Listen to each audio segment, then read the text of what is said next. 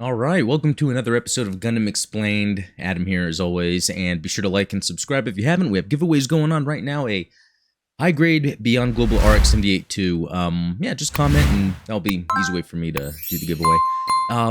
But yeah, so today we're going to be talking about episode 3 of Unicorn Gundam. After the second episode, I had some questions, especially with how it ended.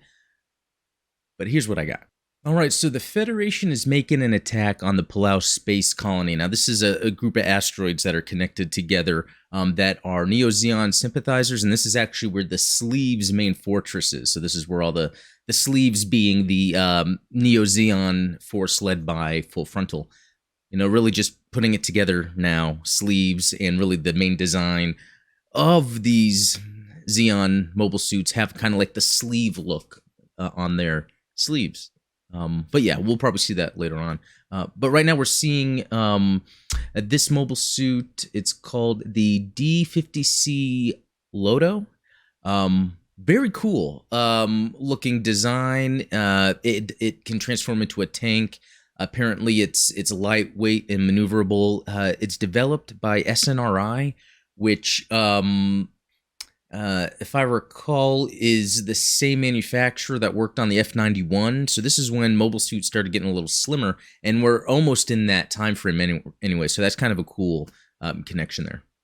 So we have Benager now escaping. So ECOWAS already planted some bombs, kind of blew up parts of the structure of the asteroids. At the same time, the Earth Federation force, the Nahel Argama, is about to fire the Hyper Mega Particle Cannon. And this is when then Riddhe decides to take Mineva and head to Earth. They're both kind of disgusted about what's going to be happening because there's innocent people here, but that's just kind of Gundam for you. Benager, though, he is escaping on a jetpack, and he's going to the coordinates that were actually given to him. I guess it's some kind of inside guy with the Federation.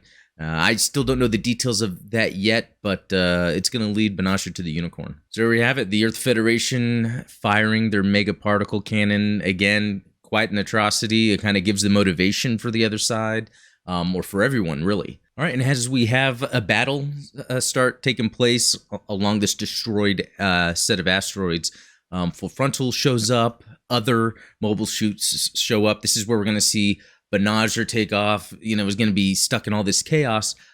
But then the Kshatriya shows up. And then it's kind of a one-on-one of Benager and Marita. And this really is a cool set of fight scenes here. We have, you know, Benager and the Unicorn holding his own against some really cool different types of mobile suits that we've seen, like in Double Zeta Gundam, but also we were seeing the Sleeves variants. So for those interested in the mobile suits, this is great to watch. Also seeing Full Frontal use his beam saber, taking out ECOWAS mobile suits in some awesome ways. Yeah, very cool stuff. And then we get this little exchange here as Riddhe is taking Mineva or Audrey down to Earth. Benager detects that, and then they go to talk. And I guess Benager does feel comfortable with Riddhe taking her to Earth so that Benager can kind of stay behind and do whatever he needs to do. And really, this is a cool mobile suit with a backdrop of some awesome action. I guess he was going to go and try to save some of his comrades, but at the same time needed to get to Earth. He makes a comment about not having enough fuel, so he heads down to get one of those, I forget the name off the top of my head, one of those little platform jets to get on to kind of help him get to Earth faster. All right, and so this is when Marita shows up in the Kshatriya to fight Benager, or to get the Unicorn Gundam. I guess how they're going at this Laplace's box thing is still a little unknown, because the understanding is that the Unicorn itself is the key. And I guess for her, it's actually capturing the core block of the Unicorn that maybe is the key to it. And from what we learned too during this is that the way the Unicorn works is, you know, it has that NTD system to it, new type destroyer. The idea is that when confronted with a new type, that's what kind of engages the destroyer mode of the Unicorn. And then it hints a little later on that really the purpose of that is into the end destroy new types. So Benager's in this Unicorn with a new type destroyer system with the intent on destroying new types. coming up against Kshatriya. That's then you would think that's a way she could die, but also it is that new type sort of resonance and everything that kind of is engaging this system that Laplace's box is locked in. I mean, we're still trying to figure that out, but it has something to do with the new types. And the resonance that comes from that. Now, some cool, interesting things are happening here because I guess the way in which Marita and Banagher are engaging with each other, it's really giving off a lot of those new type vibes. That we saw from Char's counterattack, the axis shock around, the asteroid itself. What's interesting here is we're seeing, I believe that's Glemitoto. He was, which I've read that could potentially be a clone of Giranzabi. Very interesting. I'm going to have to look more into that later. But the idea here is, this situation with Banagher and Marida, their new type abilities are like syncing with each other, and he's learning about her history or who she is just in a quick moment while they're in this battle. And then, he's learning a lot, seeing her past, how... she's a clone. She wasn't treated well. She's seeing the memories of her old master. So here we're seeing, this little memory that Banagher sees in the eyes of Marita or Pla 12. It could be pull. I've seen it pronounced, I've heard it pronounced pull and plus, so I'm not too sure. But right here we see Zinnerman, and he's, we're getting more information about how he was kind of this father figure for Marita, and that's something else that's a bigger deal within the Unicorn storyline. The motivations between Zinnerman and Marita are bigger than the conflict between Neo-Zeon and the Federation. Here's some more crazy little new type animation going on. Typically this would be a little too much for me, and that's why it's sometimes hard to get into anime, because these things are a little bit on the fantasy side, but Unicorn does a good job using, language in a scientific manner to explain things that are going on, like resonance being one. And I think that kind of allows me to take this more seriously, especially when it helps give the viewer an understanding of the motivations of the characters. Here we see Marita and Banagher get a little closer. She got... hurt during that battle with Banagher, where they were kind of, their new type abilities were at the max, and they were syncing with each other, and it pretty much knocked her out. She's back at the Earth Federation, or the Nahel Orgama, and I think that makes her a prisoner. Now we get a little bit of back and forth between some of the Vist family members, because they have a lot of stake in what's going on, and also I believe... is her name Martha Vist? I forget, but I think she's married to one of the lead executives at Anaheim Electronics, of course, who created the Unicorn Gundam and has it as a key for Laplace's box. So we're kind of seeing some other motivations between these characters, where they want to make sure that as the Unicorn, discovers what Laplace's box is, that they're a part of it. And then there's a little back and forth here. This is kind of interesting. We're trying to figure out what Banagher wants to do next. He really just wants to save people. Audrey's went somewhere safe. But he's got Marita here, kind of held prisoner.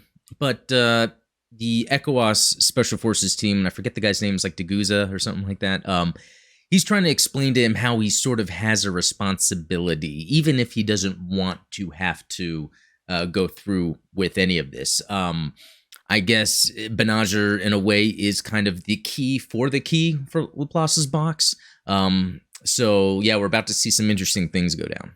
So we see Banagher with Dagusa inside the Unicorn. They're headed to the Laplace Colony. Now, as they get to the wreckage of the colony, which I guess it's been wrecked since the explosion nearly 100 years prior, the Unicorn starts emitting a sound recording, and it seems to be the what is the name of the original prime minister, the first, maybe making a speech, and this speech could then have the follow-up information about the freedom for the space noids, but then he gets a sense that the Argama is in trouble, and then he actually takes off right away. Now, as Banagher is leaving the wreckage of the colony to head to the Argomet, thinking he needs to save everyone, Marita, because she's in there, Gilboa, who is of the Sleeves and who Banagher sat and had dinner with, I guess that night before, stops him and tells him, don't worry, we're just trying to get Marita. And so that was kind of a interesting little thing there. At this point, I guess Dagusa, if that was his name, kind of senses, Banagher's not really fully willing to fight in the Unicorn because I guess he's afraid he could get himself killed and that would kill Dagusa. I think that's the main thing. And so you see this scene where, Full Frontal's on his way to the colony where Banagher and Dagusa just landed at. And Dagusa's like, no, let me get out. I know you're having trouble fighting with me in, let me get out. And so he's actually standing out there with a rocket at Full Frontal. And with a nice shot, it fries the SNRI's face, which is a pretty cool thing. But what happens next is kind of sad. If something's going to activate the NTD, that's going to be it. All right, and near the end of the episode, we're seeing the Unicorn and the SNRI battling it out on a free fall to Earth. Full Frontal's trying to reason with him, saying, hey, we shouldn't do this here. We got to get out of here, because they're free falling Earth, and usually, depending on the mobile suit and if they don't have the right protection, you can't really survive a fall to Earth. At one point, Banagher goes to take a shot at the SNRI, and at the last moment, Gilboa shows up right in front of the blast, takes it, and dies. And so as the credits roll, the Unicorn is just plummeting to Earth. We have the Garcenaries, I'm going to have to work on that, which is the ship that Zinnerman is in for Neo Zeon.